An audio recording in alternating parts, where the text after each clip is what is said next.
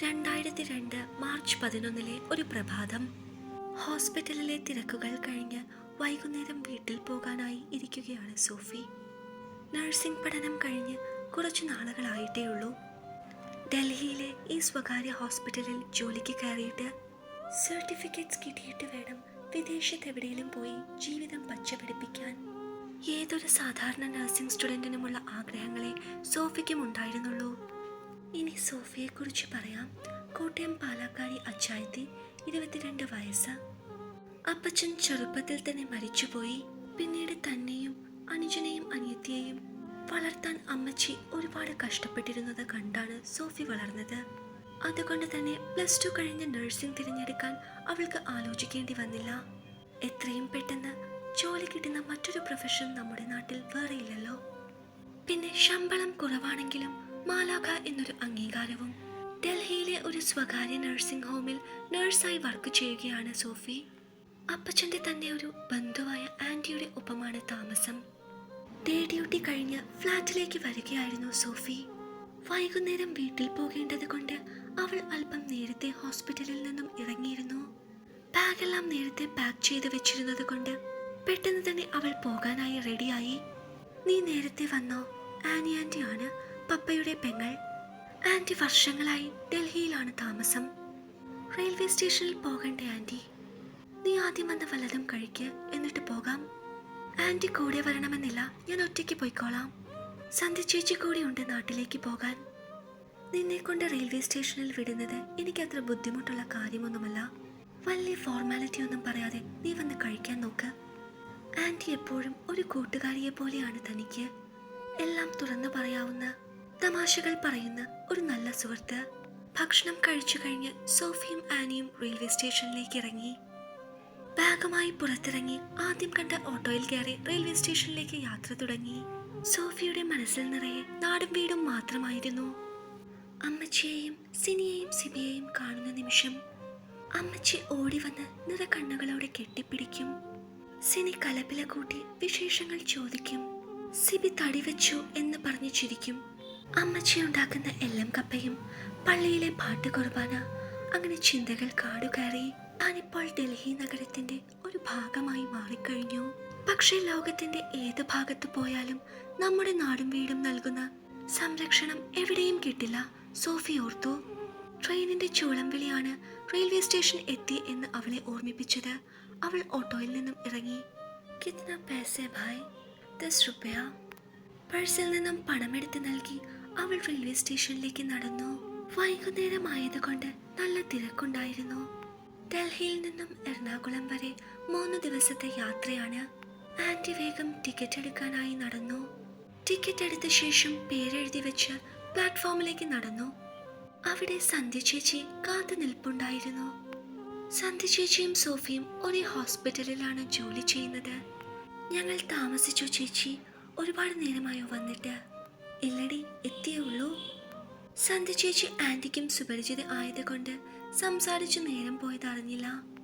Kerala express 2625 എത്തിയപ്പോഴാണ് ഒരു yellow shirt ഇട്ട് ട്രെയിനിലേക്ക് കയറുന്ന ചെറുപ്പക്കാരനെ നോക്കി ആൻറ്റി പറഞ്ഞത്. എടി, ആ ചെറുക്കൻ ഈ ട്രെയിനിലാണെന്ന് തോന്നുന്നു. അതിനെന്താ? നിങ്ങൾക്ക് കേരളം വരെ ഒരു എന്റർടൈൻമെന്റ് ആയില്ലേ? കാണാൻ കൊള്ളാവുന്ന ഒരു ചെറുക്കനെ വായി നോക്കാലോ. ഈ ആൻറ്റിയെ കൊണ്ട് തോറ്റു. എല്ലാവരും ചിരിച്ച ശേഷം ആൻറ്റിയോട് യാത്ര പറഞ്ഞു ട്രെയിനിൽ കയറി. ബാഗൊക്കെ ബർത്തിൽ വെച്ച ശേഷം സ്വസ്ഥമായി ഇരുന്ന് ഹാൻഡ് ബാഗിൽ നിന്ന് ഒരു മാഗസീൻ എടുത്ത് വായിക്കാൻ തുടങ്ങി. സന്ധ്യ ചേച്ചി ഉറങ്ങാനുള്ള പ്ലാനാണ്. ഞാനിടയ്ക്ക് കണ്ണുകൾ അടച്ചിരുന്നു. ഓർമ്മകൾ വീണ്ടും വീട്ടിലേക്ക് പോയി. അല്ലെങ്കിലും അന്യനാട്ടിലെത്തുമ്പോഴല്ലേ നമ്മുടെ നാടിന്റെ ഭംഗി അറിയൂ. എക്സ്ക്യൂസ് മീ, വായിക്കുന്നില്ലെങ്കിൽ ആ മാഗസീൻ ഒന്ന് തരുമോ? ആ ശബ്ദമാണ് ചിന്തകളിൽ നിന്നും അവളെ ഉണർത്തിയത്. കണ്ണു തുറന്നു നോക്കിയതും മുന്നിൽ ആ സുമുഖനായ ചെറുപ്പക്കാരൻ. ഒരു 26 വയസ്സ് പ്രായം പറയും. പെട്ടെന്ന് ആൻറ്റി പറഞ്ഞത് മനസ്സിലേക്ക് വന്നു. സന്ധ്യ ചേച്ചിയും കണ്ണു തുറന്ന് തന്നെ നോക്കി ചിരിച്ചു. അയാൾക്കൊരു പുഞ്ചിരി സമ്മാനിച്ചുകൊണ്ട് മാഗസിൻ കൈമാറി. ശേഷം പുറത്തെ കാഴ്ചകളിലേക്ക് ഊളിയിട്ടു. കുറച്ചു സമയത്തിനു ശേഷം മാഗസിൻ തിരിച്ചു തന്നു. താങ്ക്സ്, അയാൾ ചിരിയോടെ പറഞ്ഞു. വെൽക്കം, പതിഞ്ഞ ശബ്ദത്തിൽ അവൾ മറുപടി പറഞ്ഞു. പെട്ടെന്നുള്ള യാത്രയായിരുന്നു. വായിക്കാനൊന്നും കരുതിയില്ല. അയാൾ മറുപടി പറഞ്ഞു. അതിന് മറുപടിയായി അവളൊന്ന് പുഞ്ചിരിച്ചു. ഡൽഹിയിൽ വർക്ക് ചെയ്യുവാണോ അതോ പഠിക്കുവാണോ? അയാൾ വിടാൻ ഭാവമില്ല. വർക്ക് ചെയ്യുവാണ്, നഴ്സാണ്. രണ്ടുപേരും. വളരെ നല്ല ജോലി, നല്ല ക്ഷമ വേണം. എന്താ പേര്? സോഫി. സന്ധ്യ. Nice name. നാട്ടിൽ എവിടെയാണ്? കോട്ടയം. സോഫി പറഞ്ഞു. ഞാൻ ആലുവ. സന്ധ്യയും മറുപടി പറഞ്ഞു. ഞാൻ എറണാകുളത്താണ്. ഡൽഹിയിൽ ഒരു മീറ്റിംഗ് അറ്റൻഡ് ചെയ്യാൻ വന്നതാണ്. ആളൊരു സംസാരപ്രിയനാണെന്ന് തോന്നുന്നു. അവർ മനസ്സിലോർത്തു. എവിടെയാ വർക്ക് ചെയ്യുന്നത്? അവൾ ചോദിച്ചു. ഞാനൊരു ടൂറിസം കമ്പനിയിൽ വർക്ക് ചെയ്യുവാണ്, എറണാകുളം. എന്താ പേര്? സന്ധ്യ ചേച്ചി ചോദിച്ചു. ഉണ്ണി. ഉണ്ണി. ആ പേര് സോഫി മനസ്സിൽ ഉരുവിട്ടു. എന്തോ ഒരു പ്രത്യേകത തോന്നി അവൾക്ക്. ഉണ്ണി, ഒരു നാട്ടിൻ പുറത്ത് നിഷ്കളങ്കനായ ചെറുപ്പക്കാരന്റെ പേര്. വെറുതെ അല്ല, ആളൊരു നിഷ്കളങ്കനാണെന്ന് തോന്നുന്നു. അതാവും ഈ സംസാരപ്രിയം, അവൾ മനസ്സിലോർത്തു. തുടർന്നുള്ള യാത്രയിൽ ഉണ്ണിയെ കൂടുതലായി പരിചയപ്പെട്ടു. അയാൾ നാട്ടിലെ അത്യാവശ്യം നന്നായി അറിയപ്പെടുന്ന സുഹൃത്ത് വലയമൊക്കെ ഉള്ളൊരു ചെറുപ്പക്കാരൻ. വീട്ടിൽ അച്ഛനും അമ്മയും പെങ്ങളുമുണ്ട്. വളരെ മാന്യമായ അയാളുടെ പെരുമാറ്റം സോഫിക്ക് നന്നായി ഇഷ്ടപ്പെട്ടു. സോഫിയെക്കുറിച്ചും സന്ധ്യയെക്കുറിച്ചും ഉണ്ണിയും അത്യാവശ്യം മനസ്സിലാക്കി. ഉണ്ണി നന്നായി സംസാരിക്കുന്ന കൂട്ടത്തിലായതിനാൽ യാത്രയിൽ വലിയ ബോറടിയൊന്നും അവർക്ക് തോന്നിയില്ല. അവർ വർക്ക് ചെയ്യുന്ന ഹോസ്പിറ്റലും പഠിച്ച കോളേജുമൊക്കെ അവർ ഉണ്ണിയോട് പറഞ്ഞു. സോഫി ഇനി ഒരു 2-3 മാസത്തേക്ക് തിരിച്ചു പോകുന്നില്ല എന്നും സർട്ടിഫിക്കറ്റ് കിട്ടിയാൽ മറ്റൊരു ജോലിക്ക് ശ്രമിക്കുകയാണെന്നും പറഞ്ഞു. ഉണ്ണിയില്ലായിരുന്നേൽ ഞങ്ങൾ ബോറടിച്ചു മരിച്ചേനെ. സന്ധ്യ തന്റെ മനസ്സിലുള്ളത് തുറന്നു പറഞ്ഞു. ഞാനും. അങ്ങോട്ടുള്ള യാത്ര പരമ ബോറായിരുന്നു. അവർ ചിരിച്ചു. കോട്ടയത്ത് എനിക്ക് അത്യാവശ്യം ഫ്രണ്ട്സൊക്കെ ഉണ്ട് കേട്ടോ. ആണോ? പിന്നെ ഉണ്ണി ഇടയ്ക്കിങ്ങനെ മീറ്റിങ്ങിനൊക്കെ വരാറുണ്ടോ? സന്ധ്യ തിരക്കി. ഡൽഹിയിൽ ആദ്യമാണ്. ഞങ്ങൾ മലയാളികളാണെന്ന് എങ്ങനെ മനസ്സിലായി? ഡൽഹിയിൽ നിന്നും കേരളത്തിലേക്കുള്ള യാത്രയിൽ മലയാളികളായിരിക്കില്ലേ കൂടുതൽ? പിന്നെ തൻ്റെ മുഖത്ത് എഴുതി വെച്ചിട്ടുണ്ട് താനൊരു മലയാളിയാണെന്ന്.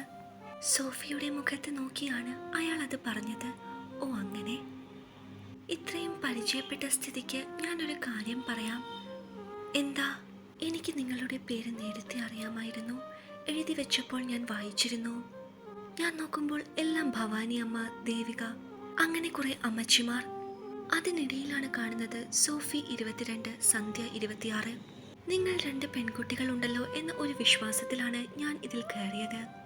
എന്ന് വെച്ച് ഞാനൊരു പൂവാലനൊന്നുമല്ല കേട്ടോ. ഏതൊരു ബാച്ചിലർ ചെറുപ്പക്കാരനും തോന്നുന്ന ഒരു കുസൃതി, അത്രയുള്ളൂ. പെട്ടെന്ന് ആന്റി പറഞ്ഞ കാര്യം 2 പേർക്കും ഓർമ്മ വന്നു. ഓഹോ, അപ്പം ഞങ്ങൾ കരുതിയ പോലെ അത്ര പാവമൊന്നുമല്ലല്ലേ? സോഫി അല്പം ഗൗരവത്തോടെ പറഞ്ഞു. അയ്യോ അങ്ങനെയല്ല, എനിക്കെന്തെങ്കിലും ദുരുദ്ദേശമുണ്ടായിരുന്നേൽ ഞാനിത് തുറന്ന് പറയില്ലല്ലോ. നിങ്ങൾ ഇത്രയും ഫ്രണ്ട്ലി ആയി ഇടപെട്ടപ്പോൾ അത് പറഞ്ഞില്ലെങ്കിൽ മോശമാണെന്ന് തോന്നി. അവന്റെ ആ തുറന്നു പറച്ചിൽ അവർക്ക് ഇഷ്ടപ്പെട്ടിരുന്നു. ഓപ്പണായി സംസാരിക്കുന്ന ആ പ്രകൃതം ഇരുവർക്കും ഇഷ്ടമായി. ഉണ്ണിയാള് കൊള്ളാലോ, സന്ധ്യ ചിരിയോടെ പറഞ്ഞു. എന്റെ റെക്കോർഡിക്കൽ നെയിം പ്രകാശ് നായർ എന്നാണ്. വീട്ടിൽ ഉണ്ണി എന്ന് വിളിക്കും. അടുത്ത സുഹൃത്തുക്കളും അങ്ങനെ തന്നെ. പിന്നെ ഉണ്ണി എന്ന് പറയുമ്പോൾ പെൺകുട്ടികൾ പെട്ടെന്ന് ക്യാച്ച് ചെയ്യുമല്ലോ, ഒരു നിഷ്കളങ്കത തോന്നുമല്ലോ. ഇപ്പോൾ ആദ്യമേ ഞാൻ പ്രകാശ് എന്നായിരുന്നു പറഞ്ഞിരുന്നതെങ്കിൽ നിങ്ങൾ ഇത്രയും ഫ്രണ്ട്ലി ആയി ഇടപെടുമോ? താനും ആദ്യം ചിന്തിച്ചത് അതായിരുന്നല്ലോ എന്ന് സോഫി ഓർത്തു. അപ്പോൾ ചില പൊടിക്കൈകളൊക്കെ ആളുടെ കയ്യിലുണ്ടല്ലോ. കുറെ പേരോട് ഇങ്ങനെ പേര് പറഞ്ഞിട്ടുണ്ടോ? സന്ധ്യ ചേച്ചി ചോദിച്ചു. അങ്ങനെ കുറെ പേരോടൊന്നുമില്ല, പഠിക്കുന്ന കാലത്തൊക്കെ ചിലരോടൊക്കെ പറഞ്ഞിട്ടുണ്ട്.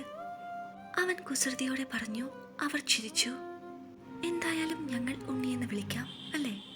നിങ്ങൾക്ക് ഇഷ്ടമുള്ളത് വിളിച്ചോളൂ. ആ ട്രെയിൻ യാത്ര കൊണ്ട് ഉണ്ണിയും സോഫിയും സന്ധ്യയും അത്യാവശ്യം നല്ലൊരു സൗഹൃദം ഉണ്ടാക്കിയെടുത്തിരുന്നു. ഭക്ഷണം ഷെയർ ചെയ്തും അന്താക്ഷരി കളിച്ചുമൊക്കെ ആ 3 ദിവസങ്ങൾ വളരെ സന്തോഷകരമായി പോയി. വളരെ നല്ലൊരു അനുഭവമായിരുന്നു 3 പേർക്കും ആ യാത്ര.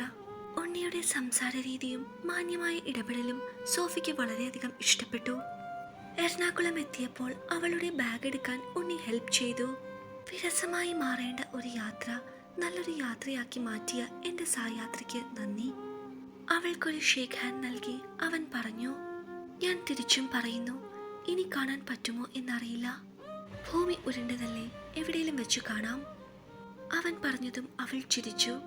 സോഫി എങ്ങനാ പോകുന്നേ? ഞാൻ തനിയെ പോകും. അവൾ മറുപടി പറഞ്ഞു.